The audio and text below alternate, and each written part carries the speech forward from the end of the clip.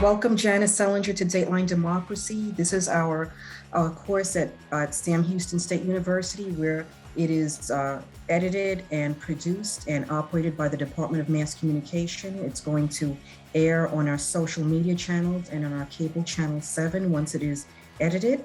And thank you so much for doing this, for agreeing to do this. It is like, I just have goosebumps because I just cannot, it feels weird to me. I'm interviewing my professor. It was way back in the day. And it seems like it was another lifetime for me, because I remember how quiet and shy I was. And it really, the course I took with you was broadcast news writing in the spring of 1986. And then later on that year, I became your college intern at New Jersey Network.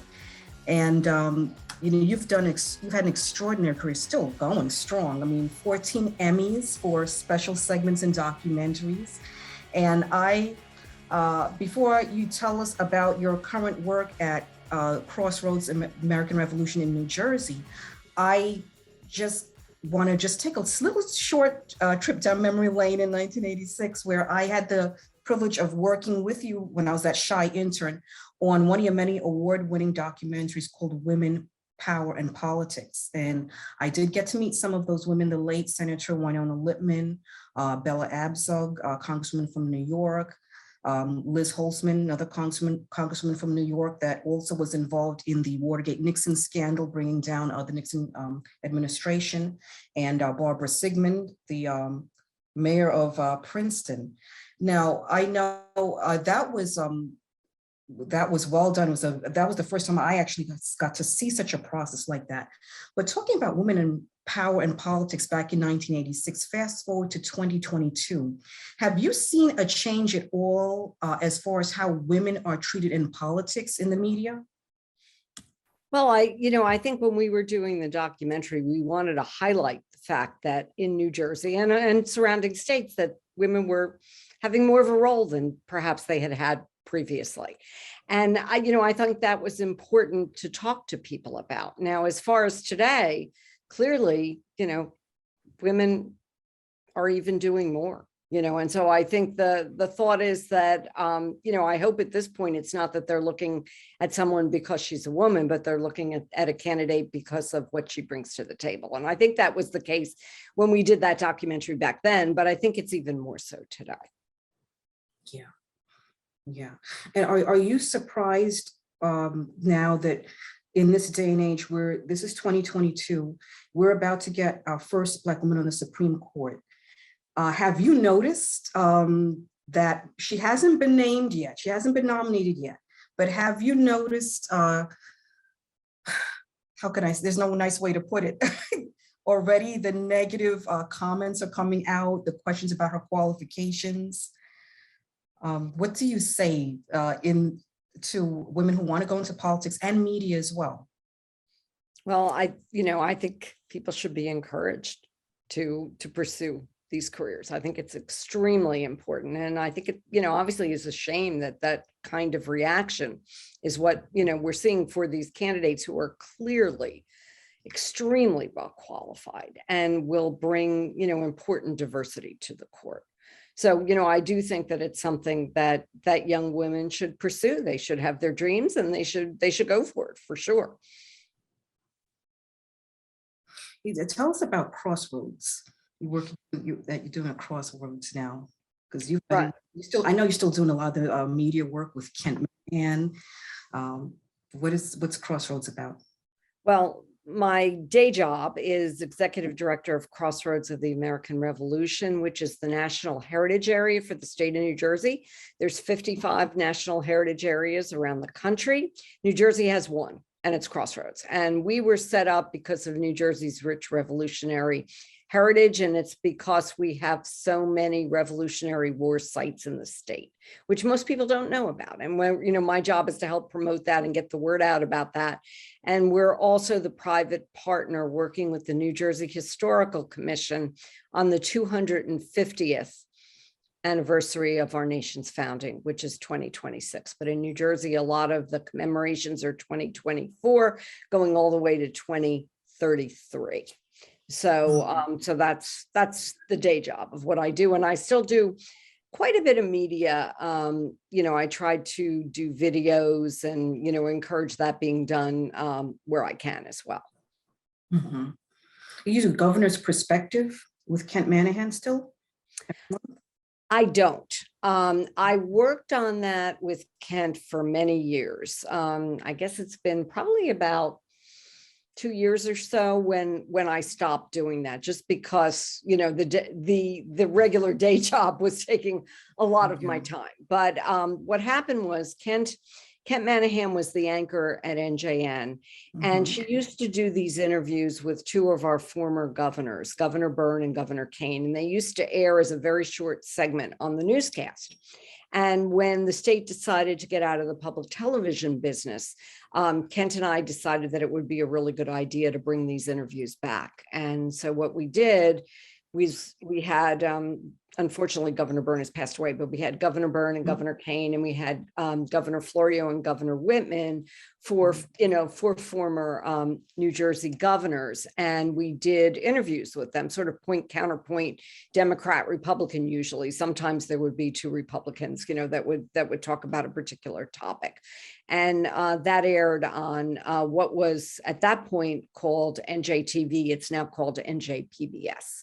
And Kent continued to do the segments.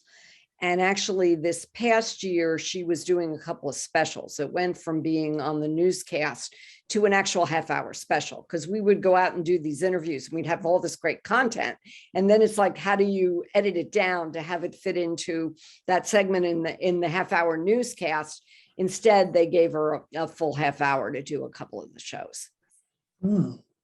Yeah, and I know, having had my stints as a producer at News 12 New Jersey, and then I even have a better appreciation clearly of what you went through, and just editing, and then the scheduling is a big deal, and then also the content, and just doing a lot of things live. And then back then we had at least the luxury of taping, you can edit things down.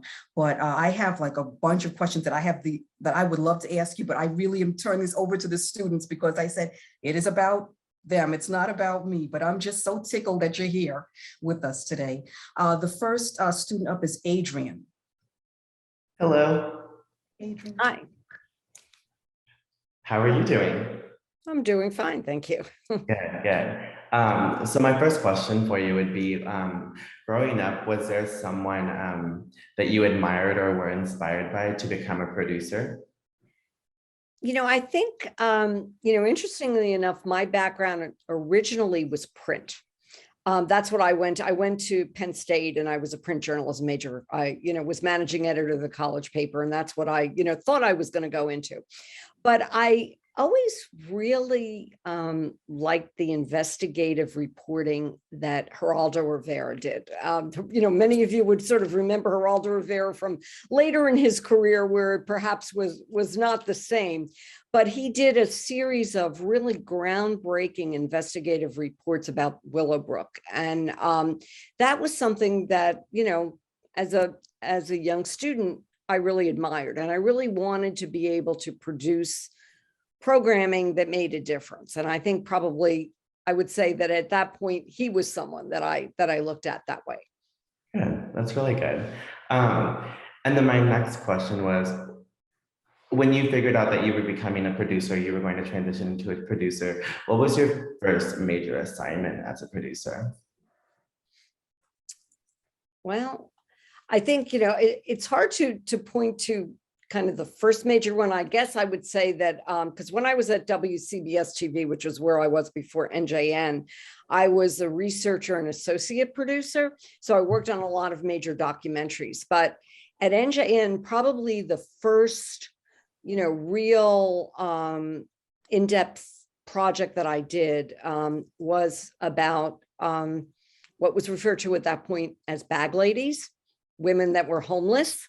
And I went out and first did some reporting for the news, and then I had enough material and turned that into a half-hour documentary. So that was the first documentary that I did. That's amazing. So obviously you're someone with great success and still succeeding to this day. What was one of your most challenging projects that you had at New Jersey Network?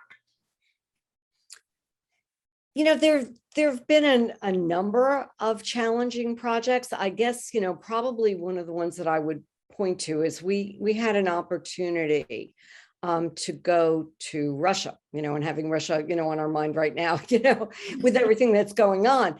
But we had an opportunity to go there to do a documentary about fusion energy. And it was called The Son of Man. That was the documentary that we produced about fusion energy.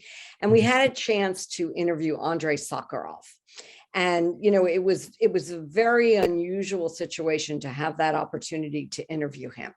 And we got to Russia, and they assigned us someone that would be our interpreter and our guide around town. And she started off by telling us, well, how excited she was, because it was such an unusual opportunity to work with journalists. And then later on, we found out that her father was like one of the leading journalists in Russia. But what happened was we did this interview with Sakharov, and at this point, this was when we were shooting on 3/4-inch tapes, and they were really big tapes. Yeah. And I had these interviews, and I was scared out of my mind that somehow they were going to disappear. So I spent the entire, we had our interview moved to like almost when we landed. So I spent the entire time that I was in Russia carrying the tapes on my shoulder, that I was afraid that they weren't going to make their way back with me, but they did. And we had a chance to do a really important documentary. That's awesome. Well, those are all of the questions that I have for you. Thank you so much for your time. Oh, thank you. Yeah, the tapes. You mentioned tapes. I remember those big reels, those big clumsy round. That was even before then, right? Oh my goodness. Yeah. So but reels and well, the students laugh when I talk about VCR, VHS back in the 80s. But yeah, that seemed like yesterday to me. But yeah, the VCR was like the big thing. Well, believe it or not, I started off with film. When I was at WCBS TV, we were doing documentaries on film. And at NJN also, we started with film. Ooh. So, yeah. We've come a long way, right? Next student up is Dion. Hi, how are you? Hi. Thank you for taking the time to be here. My first question for you today is, what was it like for you in your early days working in a male-dominated society at the time? Well, I guess I was always somebody that really didn't worry about that. I did my work, and I really was not paying that much attention to that. Although, interestingly, I did work, Roger Ailes had an office right across the hall from me when I first started WCBS TV. So you're looking at, people who had some issues in this industry.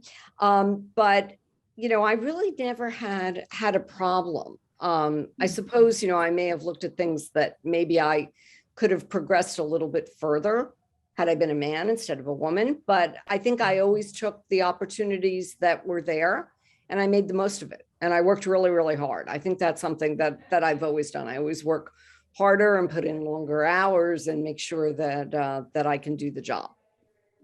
Great. And then kind of jumping back to Camp Manahan, I know you were talking to her about her in just a second ago. How has it been working with Camp Manahan as your partner anchor for 40 years? And then more specifically, how has it been working with her on special topics that you have done? Mm-hmm. Well, Kent and I work together on a lot of projects. I, have worked with other people, at NJN as well. There's another on-air person who worked in commercial television, then came to NJN as our health and medical correspondent, Sarah Lee Kessler, who I worked with on a number of documentaries that won Emmys over the years. But Kent and I, did work together for a very long time. As a matter of fact, I even was her field producer at a political convention in San Diego when I was 8 months pregnant with my son. So we did, we did work on all kinds of projects. She She and I did a really groundbreaking documentary about domestic violence. It was the first one that aired nationally on PBS. It was called Battered Wives, Shattered Lives. We got Ed Asner to be the on-air talent for that. He did the narration and stand-ups, and Kent did some of the reporting. I did some as well. And then we did a really groundbreaking call-in show. It was at a point where we did a follow-up to the documentary, and we had a bank of people who were experts in domestic violence that were there to answer the phone. We had a panel of experts. We did it live for the East Coast, live for the West Coast. And we actually stopped abuse in progress, which was pretty amazing because we had people calling in, and, we were able to really make a difference with that. And I did go on to do another documentary later on, Domestic Violence Faces of Fear, that Diane Sawyer hosted and narrated for me. But Ken and I, as I said, have worked together for a long time on a lot of documentaries and specials. It was the last one that we did at NJN was also called The Power of the Governor, and it won an Emmy Award, and Kent and I put that one together as well. Wow, that's great. Congratulations on your Emmys and everything. And then in Woman Power and Politics, you profiled many influential women. Who would you say was the most enticing professional to interview? It's hard to go back that. It was a long time ago. I would say probably Barbara Sigmund, just because, I knew her because she was the mayor of Princeton. And, it was interesting because her sister's Cokie Roberts, who was a journalist as well. And, I always found, I think her story was interesting. And the fact that she kept working despite, unfortunately she passed away due to cancer, but she was, she had a patch on her one eye, and she was quite an interesting person to interview. But I think your professor mentioned some of the other people that we also dealt with, and I think you could point to any of them and really say that they were remarkable women, which was why we decided we wanted to include them in that particular program. Well, thank you so much for answering my questions. That is all I have for you today. Okay, thank you. Next student up is Mariah. Hello. Once Hello. again, thank you so much for being here today. So my first question that I have for you is, what was it like for you in your early days as a part of CBS? Well, it was pretty exciting. I got into television a bit of an unusual way. I was a print journalist, and I had been doing, I did an internship working for Jack Anderson, who was a syndicated columnist, and I thought I was going to go into print. And sort of as a fluke, I was watching something on WCBS, and it was an investigative report about surrogates court. And I had done investigative reporting in college and did some when I was with Jack Anderson. And so I wrote a letter to the executive producer, and I never thought that I would be contacted, but the executive producer contacted me and said, he wanted to talk to me. And I went in, and I'm thinking, oh, I don't want to go into television. I wanted to go into print. I wanted to actually work for the Wall Street Journal. I wanted to be a reporter there. And that's what I wanted to do. And I, at the time I said I was 22. And if I didn't go in, I'd always regret the fact that I didn't go in. And so I had a really amazing opportunity, because the way we were set up at WCBS TV is that it was a researcher and a producer, or an associate producer and a producer, and you worked on a half-hour documentary. And it was just, I had a lot of really interesting topics. I also had a chance, now again, he doesn't have his show anymore, but there's a journalist by the name of John Stossel, who went on to have a show, I think, at Fox. And he was their consumer reporter. And so we developed a series called On Your Side with John Stossel. And that was kind of exciting to do, to take a new series and develop it, as well as the Channel 2 Ion documentaries. So it was pretty exciting to have my, first television job be in the #1 market in New York. Wow, that's awesome.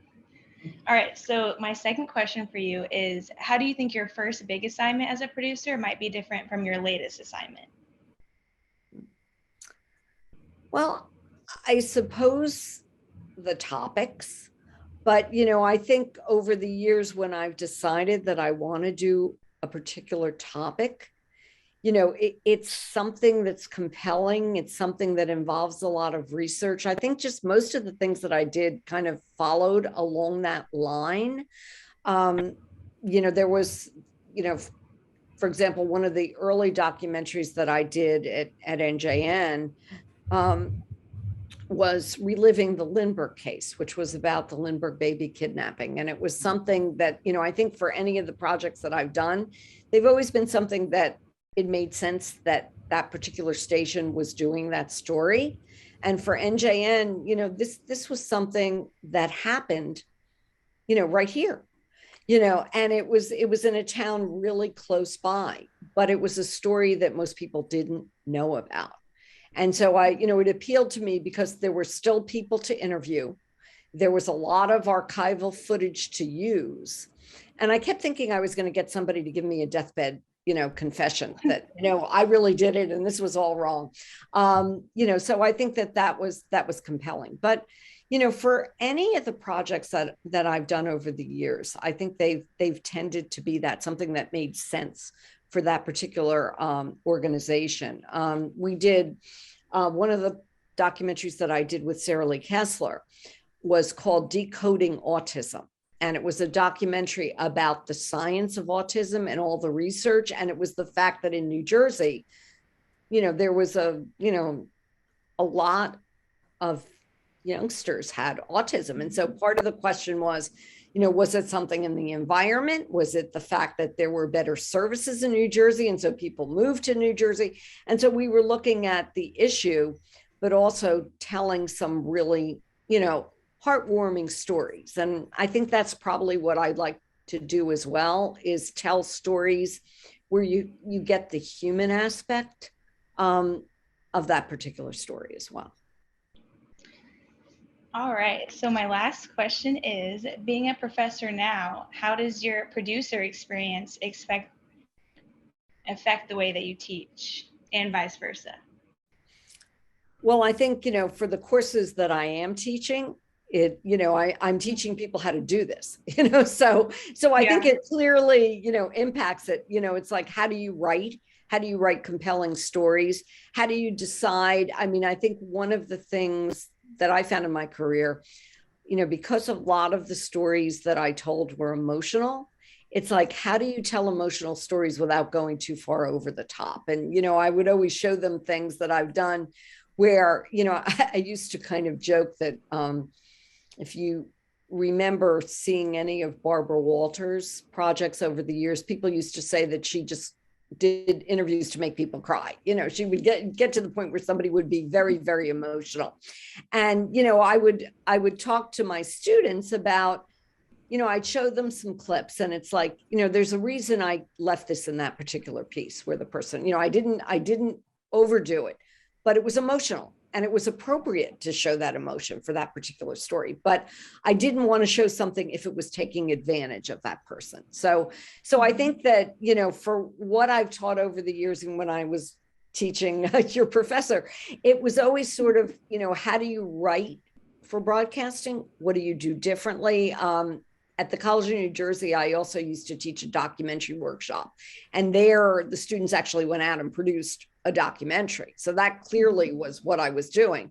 I've taught the history of cable and broadcasting. And for that, I would pull on people kind of like what your professor is doing, call on people that I know who are in the business to come in and talk about things. We'd go, because we're in New Jersey, we were close to the Sarnoff library, which is now actually at the College of New Jersey. They have that collection right there. So it's easier to bring people there. But most recently I teach broadcast news writing. And again, it's, how do you take, what you're learning and write for broadcast as opposed to writing for print. And, I tend to do something like your professor is doing here, where I assign, I have somebody come to speak to the class, and then the student they have to do a television news package based on what the speaker is doing. And I tell them that, clearly the person is just talking to you on Zoom, or they're talking to you in the classroom when we're in person. But, they're telling you about what they do. So you can decide what visuals you're going to use and write your television news package with the visuals for what that story would be. Wow. Well, thank you so much for answering all my questions. No problem. Next student up is Anna. Hi, Anna. Hi, good evening. Thank you so much for being here today with us. No My problem. first question is fairly simple. I was just wanting to know, working at a nonprofit organization, what are your aspirations? Now, aspirations for the organization, aspirations personally, what are you interested in? Well, for the organization, but also for yourself, working prior to working at the nonprofit organization, you were working on TV. Obviously, this is a nonprofit organization. So what are the aspirations? What motivations do you have to go in and be an executive producer for this organization? Well, I vote, other than working at WCBS TV, my career has basically been working for nonprofits, because NJN is a public television station, so it's a nonprofit. And so part of what we were doing then is not that different than what I'm doing now, other than, what I was doing at that point, you're right, was producing television, but it was, a nonprofit, that needed to basically not sell commercials, but get people to support what it is that we're doing. At Crossroads, we are a nonprofit, but we're a little bit different. I mean, we're not like, the American Heart Association that people are going to contribute that way to. We do have people that, contribute to us to support the work that we're doing. One of the things that I've done, along with our board, we've had a great interest in, again, increasing the visibility of New Jersey as the crossroads of the American Revolution. The title of our organization is because a lot of things happened, here in New Jersey, and the war turned its tide in New Jersey. So one of the things we're doing right now is we've created these audio tours that allow people to travel through the state. The first one we just kicked off, it's called 10 Crucial Days. And it goes from Washington Crossing all the way up to the Princeton battlefield, and people can do it. You could do it on your computer at home, or you could come to New Jersey and actually have this downloaded on your cell phone. And what's neat about it is these are stories, it's an audio tour. So you can drive in your car, and it's heads up, hands free, and you can drive in your car and learn about the American Revolution. Even if sites are not open, if it's COVID, whatever's happening, you can still learn. And so we're kind of excited about the interest. Your professor would like to know that News 12 New Jersey did a story about it when it launched. And we recently got coverage on NBC 10 in Philadelphia on their At Issue show, and WNYC did a piece about it. And so we're next one we're going to do is the road to Morristown, and then we're going to travel throughout the state, all the places that had an impact back during the revolution. And it's the diverse stories, not just what happened in the battles. It's the everyday people, it's the impact on people who were here at that time, whether women, Native Americans, African Americans. We're telling all those stories in what we're doing. So that's kind of exciting. So I think that is an aspiration, for what we're doing, as well as working on the 250th and making sure that New Jersey is a place that heritage tourists are going to want to come and visit leading up to that time. Wow, that's really exciting. I'm really happy to hear that. Prior to working at NJN Public Television, what was it like working for WCBS TV, and what are the differences within the environments?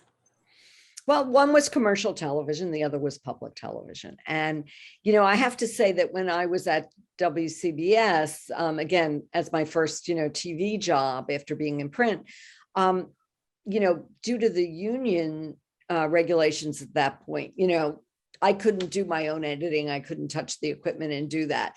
If I wanted to do that at NJN, I could. So that was probably one of the, you know, one of the differences. I did work with, you know, really, really talented people in both places, and, you know, actually enjoyed both, you know, both aspects. I'm unfortunately at WCBS, after winning a bunch of awards, our show was canceled, which is how I ended up at NJN. You know, a number of the staff was let go, and I was kept on for a while to work on a couple of projects. And, you know, there were a few people that had actually gone to NJN in other capacities who talked to me about it. And I thought, oh, this will be good. And I figured I would be at NJN for a year, and I stayed for 32 years. So until the station, until the state decided to get out of the public television business. And I was the last executive director when we knew that it was going to be taken over through WNET, SNJ TV. Okay. Thank you so much for your time. Those are all my questions for today. And once again, thank you so much for being here. Well, thank you. The next student up is Anam. I have a few questions for you. My first one is, what is the most challenging aspect of the job for you as an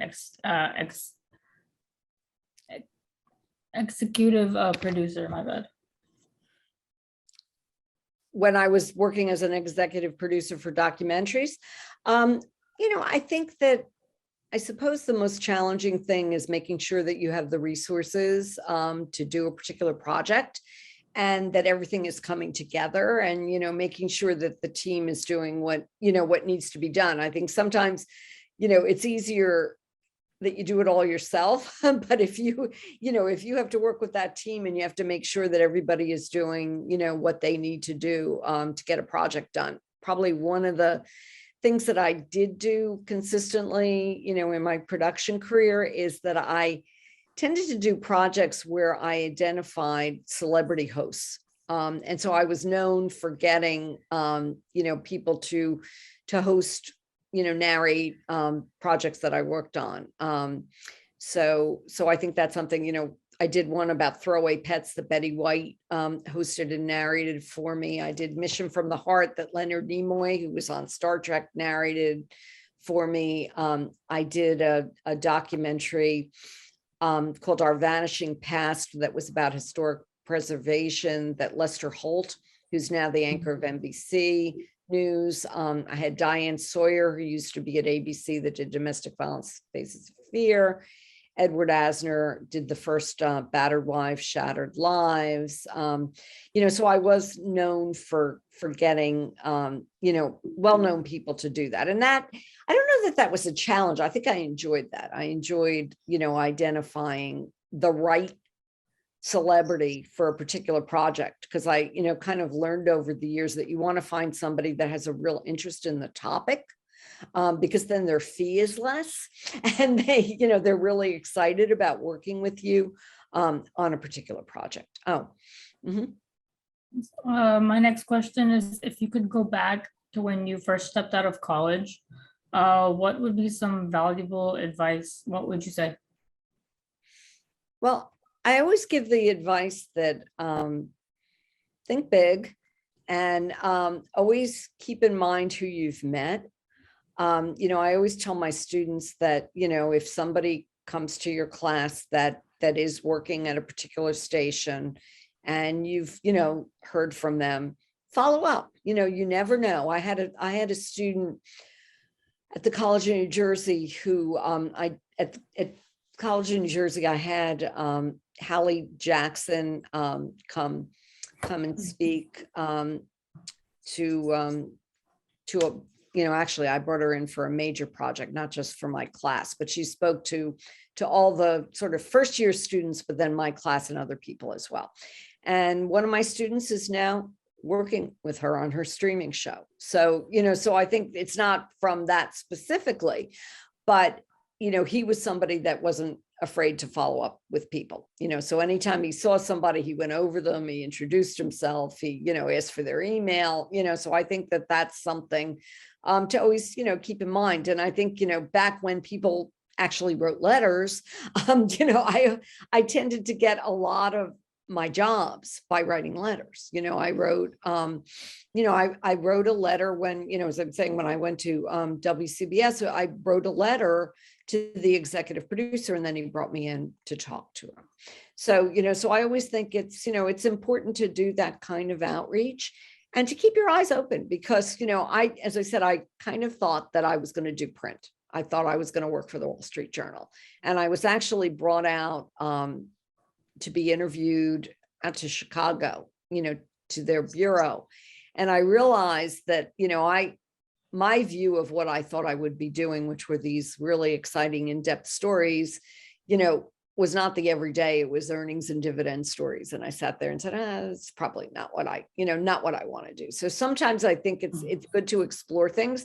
It's good to do internships to know if that's the kind of thing you want to do with your career, because, you might find out that it isn't. Thank you so much for your time. Oh, no problem. Thank you. Yeah, it is true. As I told this particular group and then my other students in my other classes ad nauseum about how important it is to do an internship. And sometimes it's okay if you get into an internship and you decide, okay, this is not quite what I want, but at least sometimes you have to figure out what you do not want to do before you figure out what does work for you. But the internships, I think, are key as far as them getting their foot in the door, getting their feet wet. And then also a lot of them are on the verge of graduating. A lot of them are seniors or juniors, and they're really at that time where they really, if they haven't done an internship yet, I'm urging them to do so. The next student up is Julia. Hello. Hi, Julia.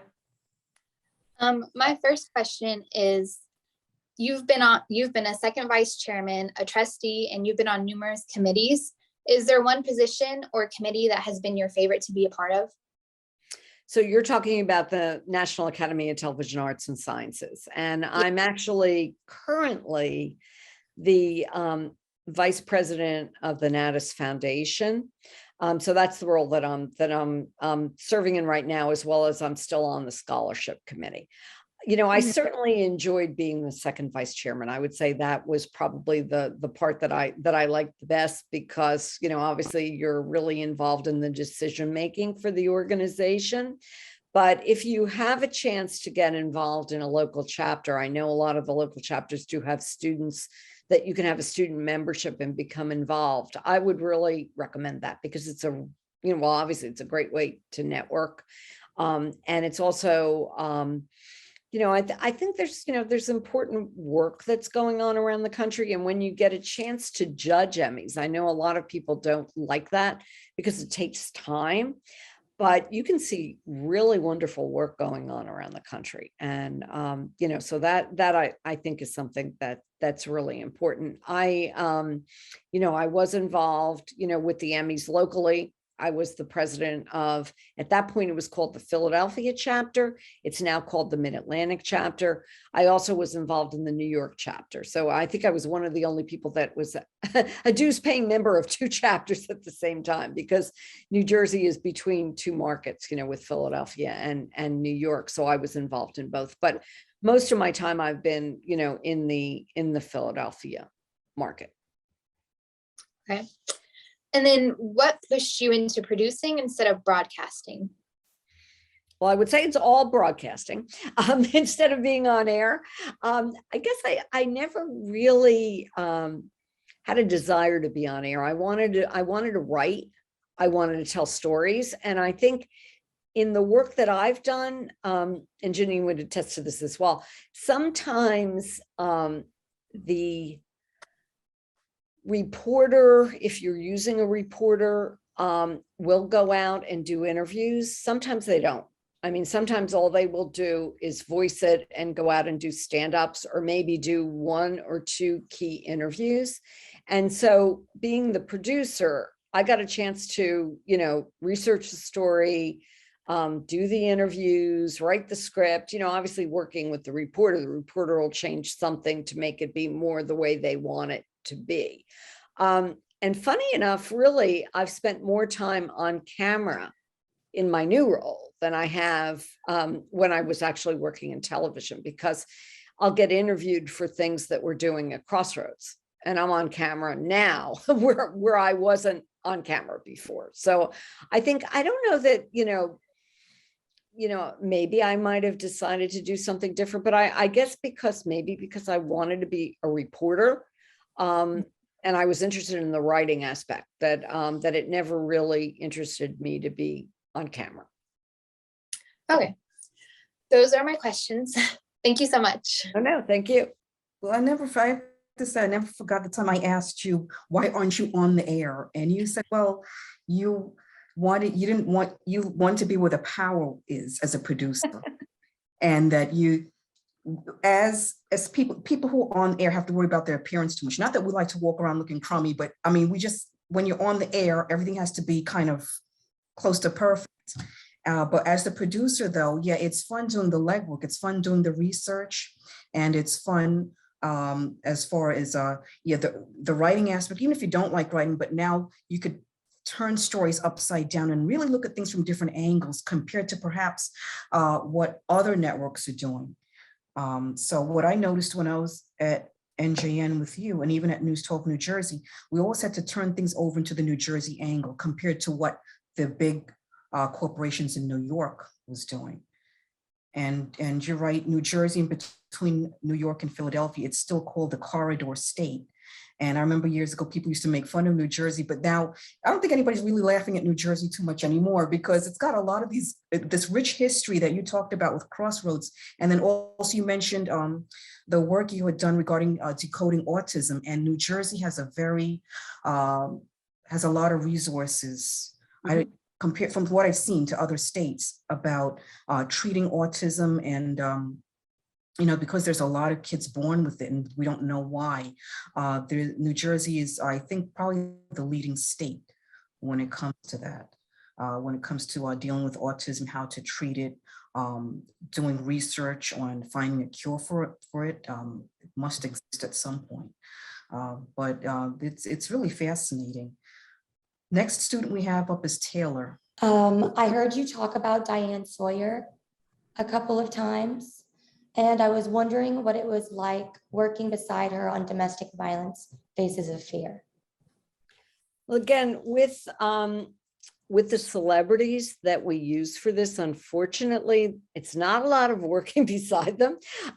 We basically find someone who has an interest in a particular topic. We spend the day with them. And so what we did was we went, actually, she recorded everything and did her stand-ups right at ABC.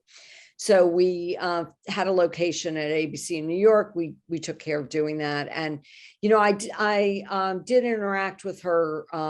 There were a couple of awards. I think she received the Barbara Boggs Sigmund Award for the domestic violence work that we did. But I think, in general, the celebrities, we spend a day with them, and that was kind of how things were done. They're not out in the field doing those interviews. I would be the one doing that. The one, I have to tell a story that you probably would not know this person, but actually I'm going to stand up for a second.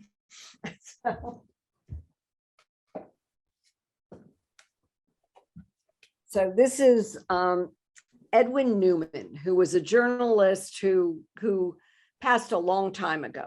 But basically, when I did my documentary, Reliving the Lindbergh Case, I got him to do the narration and stand-ups for me. And so he came out to New Jersey and did that.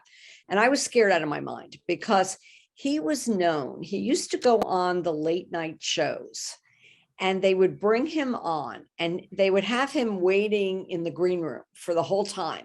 And then he would come on at the end of the show and he would start critiquing the use of language that Johnny Carson did on his show.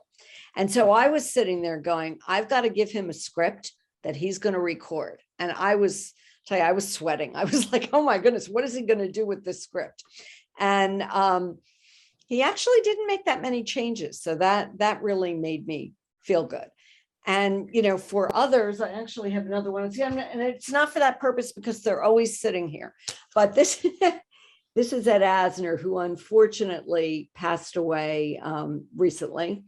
And I was very pregnant at the time with it. So in this particular project, but Ed Asner, we met the night before he was going to do the stand-ups and record the narration for our first documentary, Battered Wives, Shattered Lives on Domestic Violence. And we were going to meet with him. It was me and a couple of people from the station. And we decided that we would meet him for dinner, take him out to dinner. And we'd talk about the script just so that the next day he'd be ready with recording the narration and doing the stand-ups. And we said, where would you like to go? And he said, and unfortunately, I can't remember where it was that we went, but he said, there's this little Italian restaurant in New York City, and this is where we should go. And I said, well, do we need to make a reservation? And he said, no, let's let my face do it. So we get to this restaurant and it's packed. And there literally is not a table to be seen.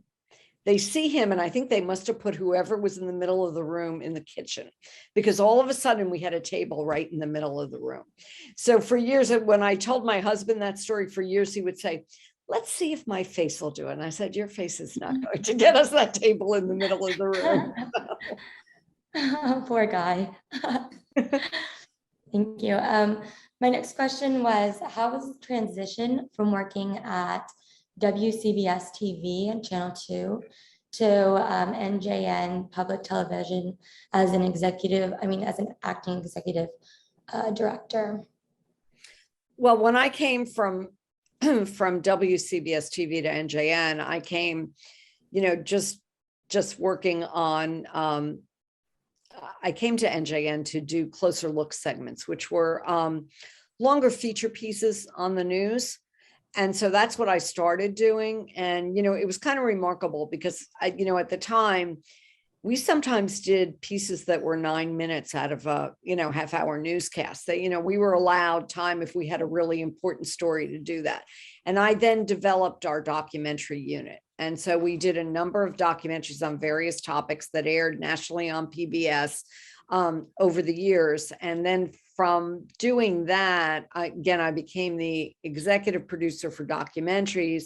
I then became the deputy executive producer for programming and production. And I ended up being the acting chief operating officer, the acting executive director, and the acting president of the foundation. So that was something that took place over, a 32-year career, at the station. So, so again, it sort of evolved. When I first came, I was working at WCBS, I was doing longer form documentaries. I was doing, 5 to 9 minute segments initially, and then documentaries. Well, thank you so much for your time. It was great hearing from you. Thank you. Next student up is Vanessa. Hi, my name is Vanessa. Thank you very much for being here today. I know all of my classmates, and I do really appreciate you taking the time. For my first question, I was wondering about your time at New Jersey Network. You were a part of several projects like Battered Wives, Shattered Lives, and while working on projects with such heavy material, did it ever become too difficult to produce? And if so, how did you handle those difficulties? I don't think I ever felt overwhelmed by the topic because I felt that they were important stories to tell. So I think I always kind of looked at it that way. I don't think I got to the point where, I was worried about that. I think I was worried about how to portray something like that and how to do it in a tasteful way. And I think that's really what I, spent most of my career thinking about, is if you are doing, a difficult subject like that, how do you tell the story that it doesn't take advantage of the people whose stories you're telling, but it provides important information. So I think that's how I've handled it. That's a really good way to put that. I hadn't thought of it like that. And then for my second question, we've all experienced difficulties in our education and in our careers. I was wondering, how did you handle working with difficult colleagues and still succeed despite the opposition? You know, I do try to not internalize that and try to think about the goal of getting the work done, you know, because you're always going to, face that no matter what kind of, job that you're doing. So I think it's just important to keep, your goal and what you want to have done, but also stand up for yourself if there's something that, that isn't appropriate or isn't right. So I think that you have to balance that. But I think that's probably how I would answer that. Great. Well, thank you very much for answering my questions. I really do appreciate it. No problem. It's one of the questions I have my students answer. Like sometimes at the beginning of the semester, I have them do like a little brief introduction of themselves. And one of the questions that they sometimes answer, because I have them answer like a whole bunch of stuff, their favorite hobbies, what brought them to Sam Houston, why did they choose mass comm, why did they choose a particular area, whether it be film or broadcasting or print or public relations. But frequently, though, some of them have already encountered a difficult boss or a difficult coworker or a difficult professor, but they already know at their young age that, okay, quitting is not an option. And so they're starting to realize that, okay, they're going to run into these difficult people no matter what. And so what you said, try not to internalize it and just keep your eye on the goal is correct. And it's reminding me also, because sometimes I just want to like smack somebody, I know it's not worth it, Janine, keep going. You keep your eye on the prize. So, and that's something that, even though I have to admit, I haven't mastered that quite just yet, but it's something that I tell my 4 daughters and then my students as well. The next student up is Joshua. All right. Hi, thank you so much for being with us here today. And I was just wondering, you've obviously had a very long, illustrious career. And out of your numerous Emmy wins, which are you the most proud of? That's an interesting question. And I think probably in some instances, it's the ones that I didn't win for. I mean, sometimes, I don't want to tell you how many times I was nominated before I won my first Emmy.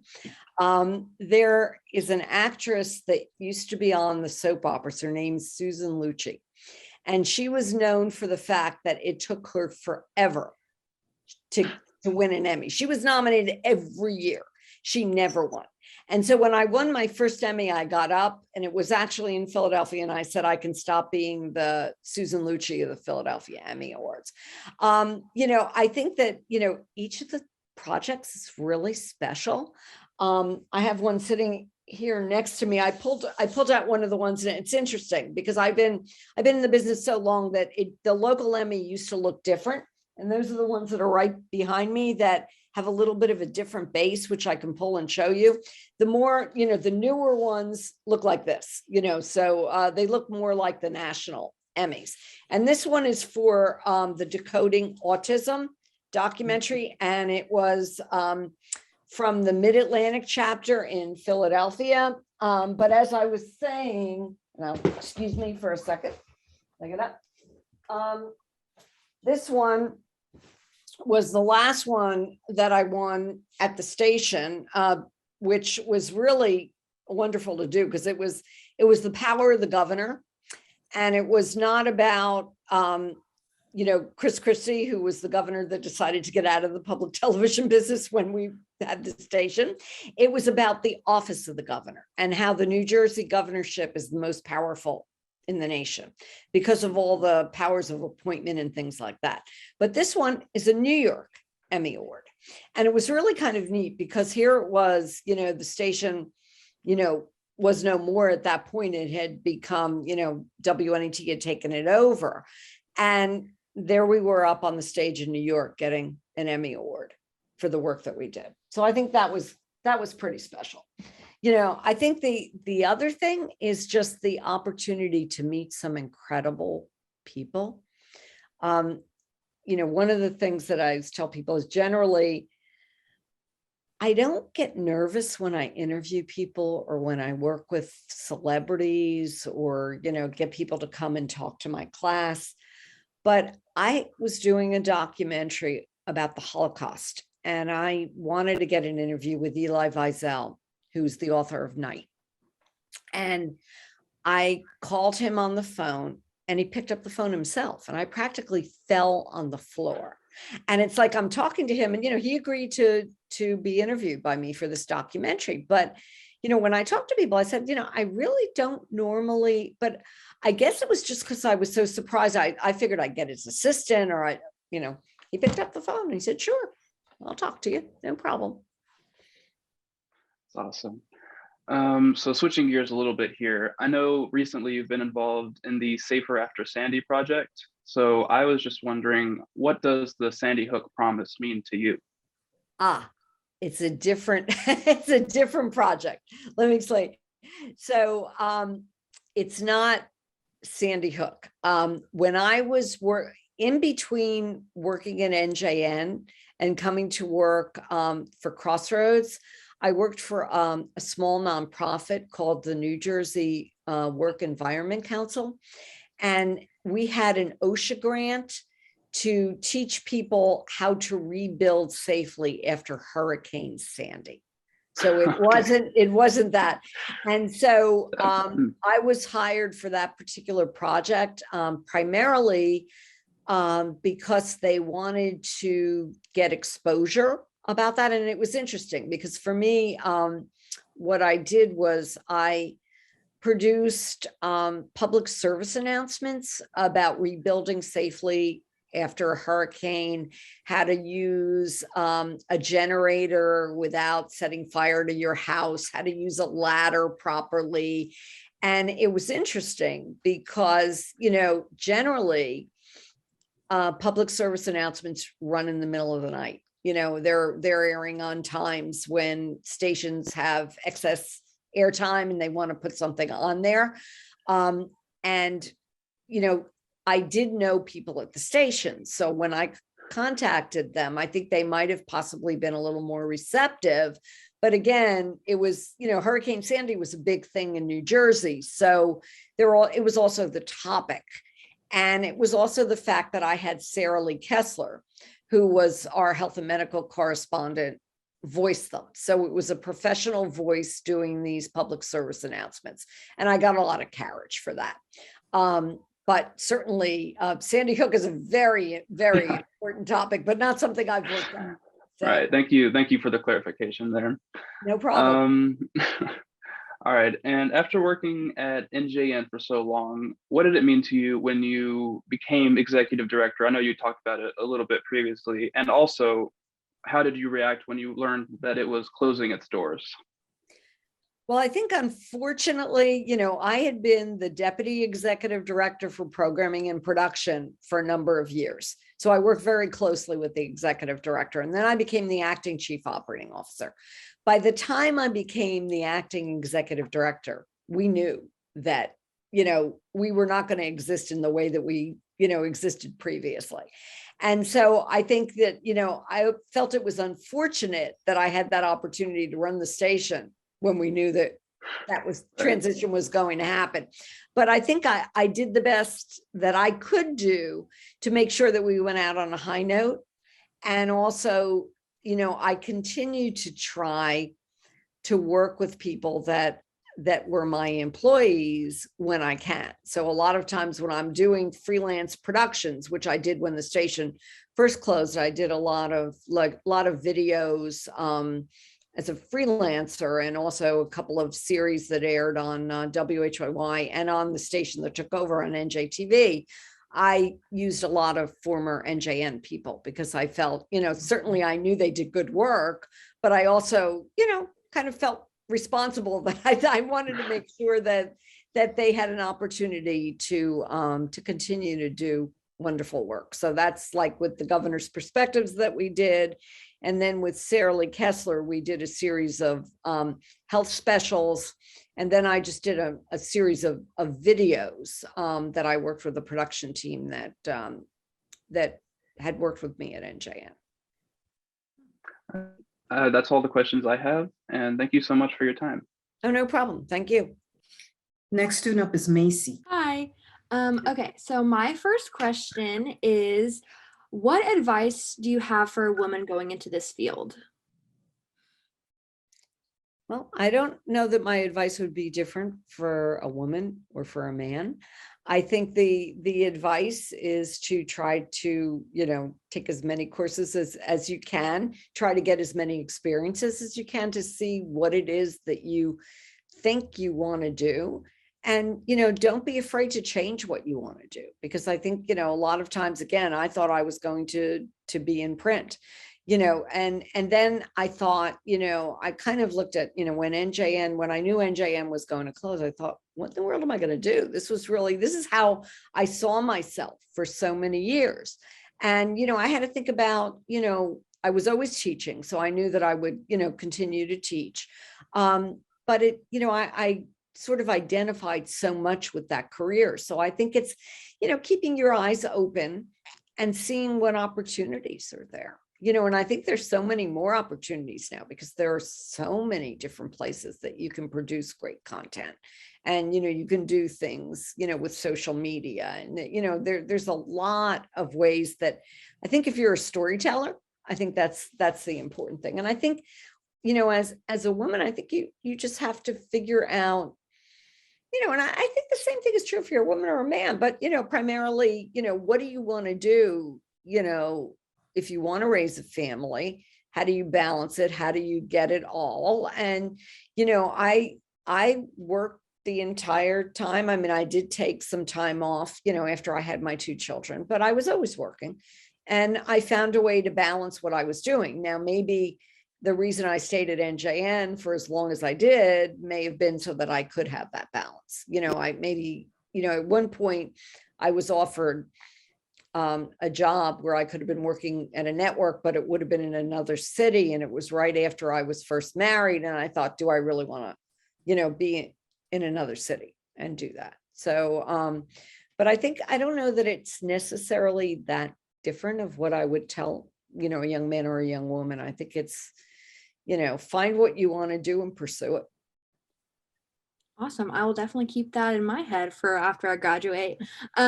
So my next question is, especially now with technology, a lot of people have said that radio is dying.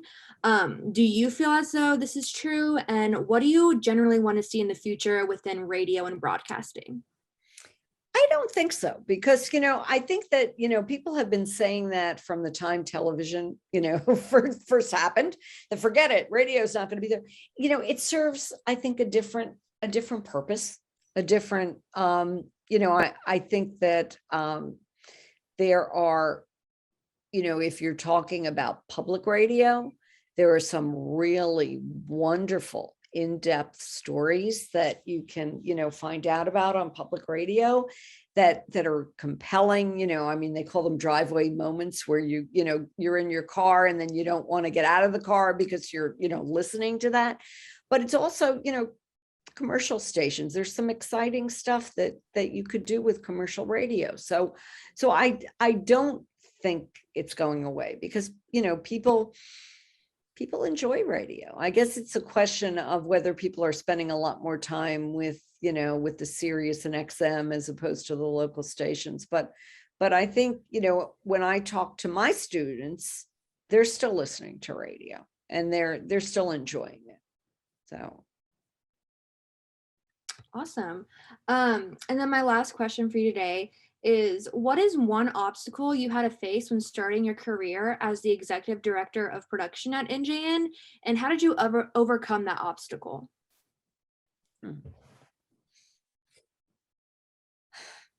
Well, I mean, when I was the executive director, the obstacle was, there was a lot of information kind of saying that we were going to be closed down. I remember at the time they said, oh, the station won't exist, after December. I think there was an article in the New York Times where I was quoted, and I think Governor Christie was quoted at the time. And I said, no, we'll be here through the end of the fiscal year, and they'll figure out, what to happen and somebody else will take it over. We won't, because they were saying there won't be public TV anymore in New Jersey. And so I think, the obstacle was, how did we continue providing the service to provide the service as long as possible, and then to transition to make sure that there was public media still in New Jersey. And that, that did happen. So, I did feel good that we were able to do that. Awesome. Well, thank you so much for answering all my questions. No problem. The next student up is Caitlin. Hi. Hi. So my first question is for you is, what is something that makes students stand out from others? Well, I think, as far as in the classroom, is that what you're talking about, or when they're out on the job? What are you? Possibly both. Okay. Well, I would say, in the classroom, it's obviously, listening and asking questions. And I think what you're doing here is really good, that you're prepared. You're not just sitting back. You're not just letting some other people ask those questions. You're asking your own questions. So I think that that's, one thing that I like to see with my students, that, you feel that they're not just sitting there, that they're getting, what it is that you're trying to tell them. And if they don't understand something, don't be afraid to ask questions, because I think that that's one of the things. I think sometimes people, feel if they ask a question, it's going to reflect negatively on them. And I don't think so. I mean, I think it shows that you want more information, and I think that, I guess, when students are out doing internships, I think it's, something that your professor did, which is look for those opportunities and, make the most of them. If you're there, make the most of what you get an opportunity to do and take advantage of it. Okay, well, that's good to know. And then my second question is, you've worked with many people in your career. Out of everyone you have worked with, who has been your favorite? It's a tough question. I don't know that I have a favorite, that I've worked with. As I said, I've worked with a lot of celebrity hosts. I mean, I even had James Earl Jones narrate a documentary for me, and had a chance to, this was when the station didn't have a lot of money to pay for different things. And we got him to narrate something for us and do stand-ups. And we had a car to bring him out to where we were going, but we didn't want to spend the money on a car to take him back. So I drove him back, and I drove him to New York. And I always told the story that I had James Earl Jones in my car, and he asked me to stop before I took him back to his place. And I thought, okay. And he said, I'm coming home. I have to buy my wife a bottle of wine. And he went in and got a bottle of wine and got back in my car.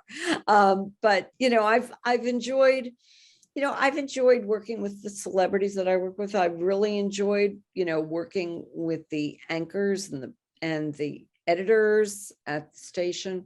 I don't know that I could point to one individual. I mean, I've really, I think generally, the people that I worked with at NJN, we still stay in touch, most of them. So, very, very close-knit group, which I think you find, with this industry. Well, thank you for giving me your time today and answering my questions. No problem. Thank you, Caitlin. And the next student is Nicholas. Miss Janice Selinger. Hi there. Hey, Professor Hardy. All right. Hi, Nicholas. I just have a couple questions here for you today. First off, let's jump into it. Did the nerves go away after the first couple of documentaries? Or when you reach so much success, is it expected on every project from you, including your nonprofit affiliations? I guess, I don't know that I'm different in that way, but I don't think I ever really had nerves. Because I frankly loved what I did. So I don't think it was something that I was ever really nervous about. I think I wanted to make sure that it all came out, in the way that I wanted it to come out, and to make sure that, we did things, in a fair and, comprehensive way. So I don't know that I really ever had nerves. Probably if I was somebody that was on camera, I might have had that kind of feeling early in my career. But I think, I always did my research. I was always prepared when I went out, and I always wanted to learn. And I think that was what kind of moved me forward, that if I was doing a documentary or a special report or anything that I was working on, I had an interest in finding out more. And I really had that sort of as the vision, that I wanted to ask questions and get information and then be able to tell the story in a really compelling way. Would you say you're forever a student and you're continuously learning? Oh yeah, absolutely. Absolutely. Yeah. There you go. This follow-up question, my second of three, sorry. Professor Selinger, this question is for you. Explain to me what it is like on campus as a longtime adjunct professor at the College of New Jersey. How does the communications department operate there in New Jersey? Okay, well, it's a little bit difficult because I am an adjunct. And so what I typically do, I'm not actually teaching this semester, which is unusual, but normally I teach one course a semester, and it's one night a week. And so I don't spend a lot of time on campus. Sometimes I will go for other things that are going on campus and interact with people, but I think I tend to, teach my course and deal with the students. Don't spend a lot of time, unfortunately, on the campus. I wish that I could, but with working a full-time job and, and doing something else, I don't tend to spend a lot of time that way. What I did do, as I said, is I brought, I was known for bringing, a lot of well-known people in to speak. And so sometimes they would just come to my class. Other times they would speak to a very large auditorium. And so I had Laura Logan, when she was at 60 Minutes, I had her come and speak at the College of New Jersey. I had Hallie Jackson come. I had Adam Sharp, who used to run Twitter's government and news. He's now actually the president of the National Academy of TV Arts and Sciences, which is really kind of interesting because I told you that I served on the scholarship committee, and one of the first scholarships we gave out, we gave to Adam Sharp. And we were all sitting around the room and we were judging for scholarships. And these were students that were in high school. And his father was Roger Sharp, who was a well-known ABC newscaster who unfortunately died when Adam was very little. But we were all sitting around the room and we said, we're all going to be working for him one day. And yeah, he became the president of the National Academy of TV Arts and Sciences. So yeah, I mean, I think it's a great campus. We faced what I think, a lot of other schools faced as well, was we did have a semester where in the middle of the semester, we had to go virtual. But for my class, that worked out okay because I was able to sometimes get bigger name speakers to come and speak to the class for part of what we were doing, because they could talk to me from Washington, D.C. They didn't have to come to speak to the class in person. So wonderful. I just have one last question for you. What keeps you going? What would you say keeps you motivated after dominating your field so continuously and consistently? Well, thank you for saying that. I don't think I dominated my field, so I appreciate you thinking that way. But I think I have done quality work, and I guess what keeps me motivated is, I think there's still stories to tell.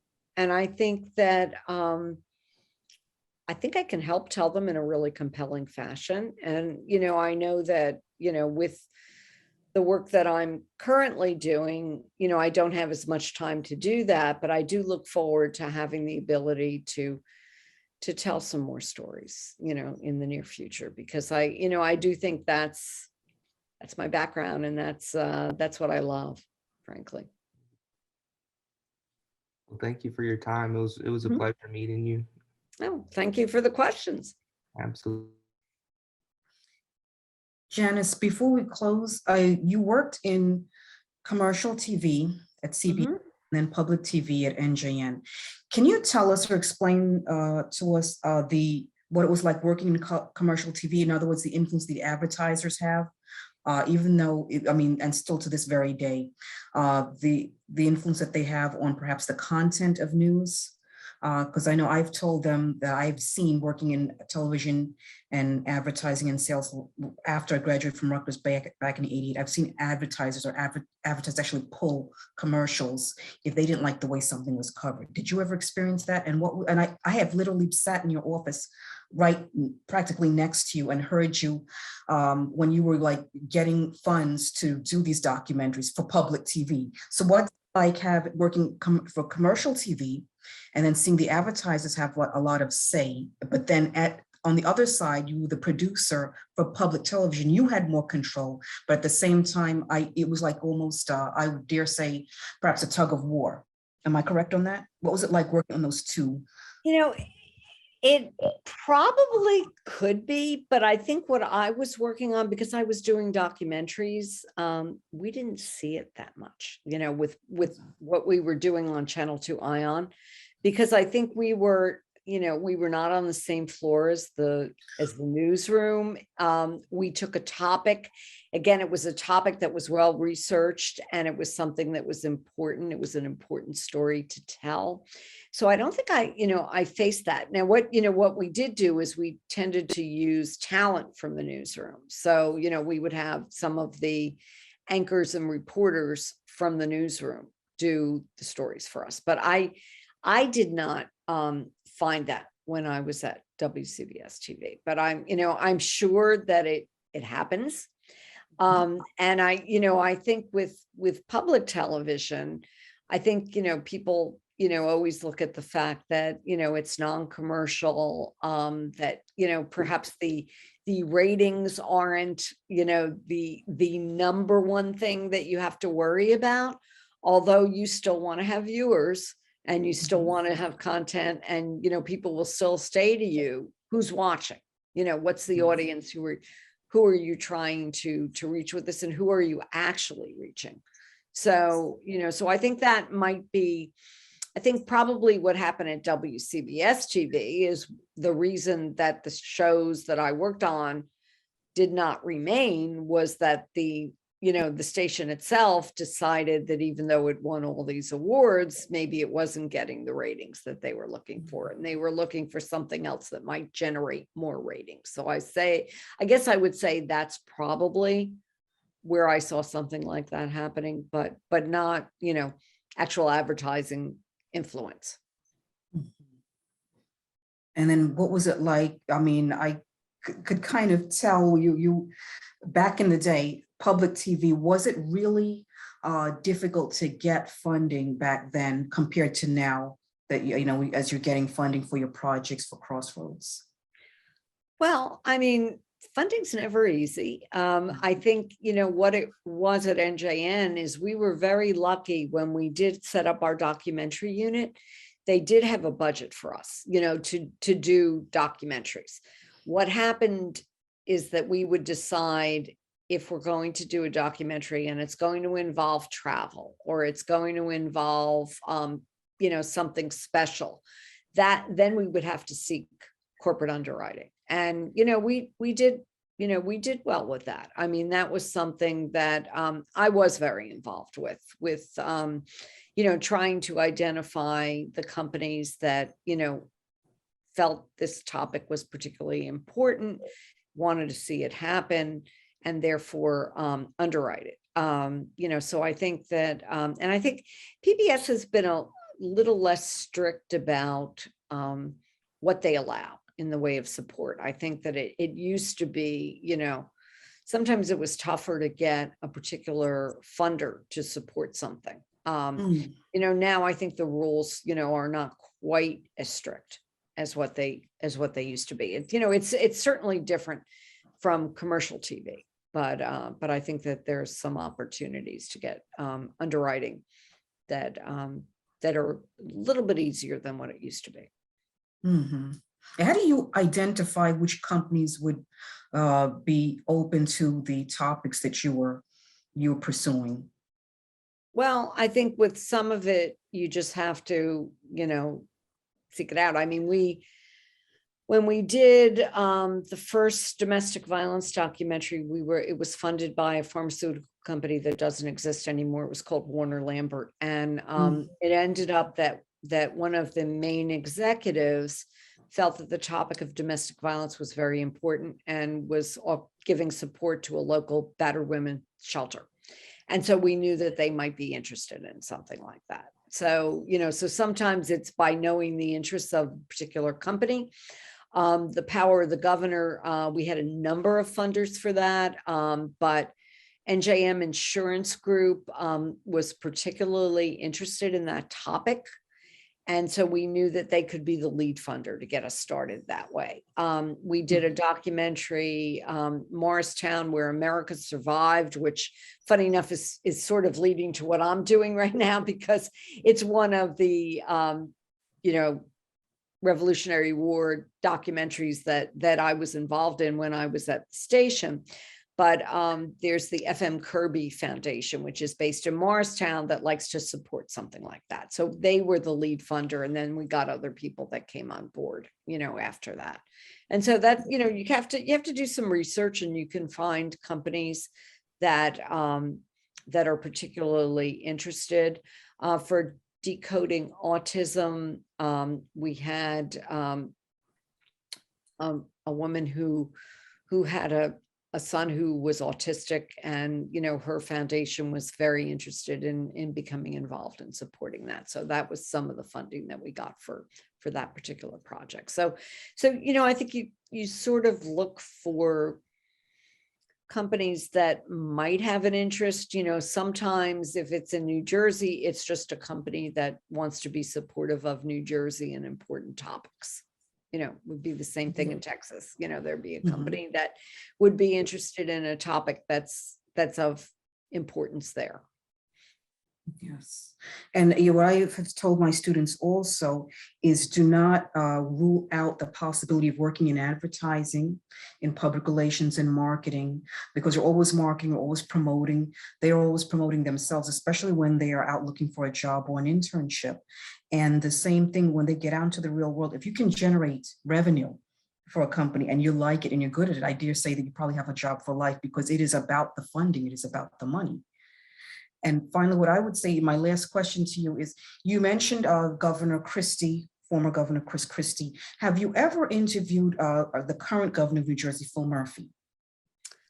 I have not, because at the point when he was governor, I was in this role. So I wasn't, doing that kind of television production. And Kent Manahan, I was still working with her on the Governor's Perspectives interviews, but that was only former governors that she was interviewing. So, so she would not have been interviewing him.